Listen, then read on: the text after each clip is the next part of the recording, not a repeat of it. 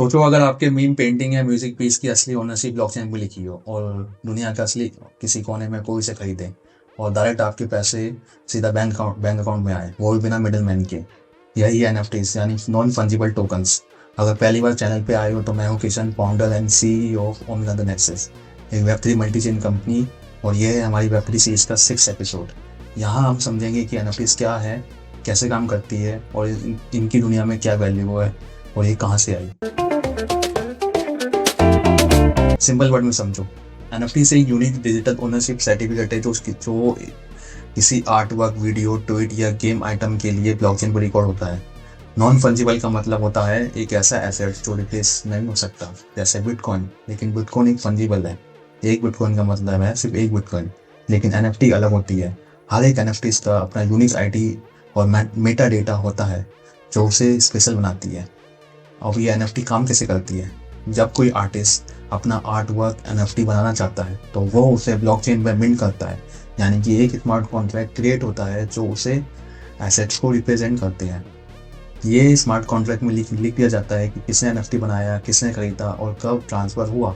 NFT mostly Ethereum, polygon, Solana and Binance smart chain जैसे blockchain पर बनते हैं।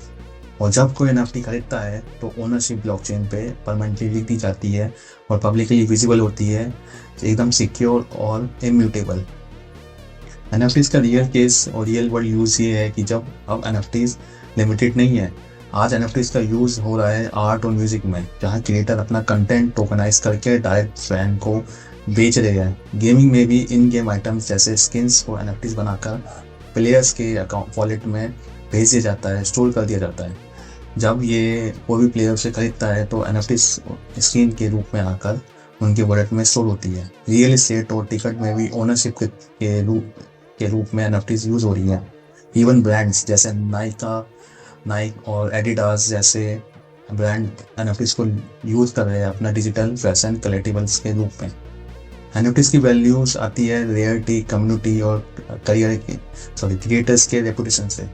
जितनी यूनिक और डिमांड कलेक्शन होती है उतनी ही उसकी मार्केट वैल्यू बढ़ती है। और सबसे बड़ी बात, एनएफटीज में क्रिएटर्स अपनी रॉयल्टी सेट कर सकते हैं, यानी कि अगर उनका एनएफटी रीसेल होता है तो उन्हें हर बार परसेंटेज मिलता है ऑटोमेटिकली विया स्मार्ट कॉन्ट्रैक्ट। यानी कोड में लिख दिया जाता है कि हर सेल में उनका कमीशन बढ़ता रहेगा, यानी कि कोड के थ्रू पैसिव इनकम जनरेट हो रही है।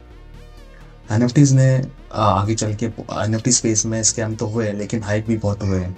लेकिन इनोवेशन के साथ ये रुकी नहीं, ये आगे बढ़ती गई, इवॉल्व हो रहे हैं। या जैसे कि utility NFTs, solve bound tokens और डिजिटल आइडेंटिटी के फॉर्म में ये इवॉल्व होकर आगे आए।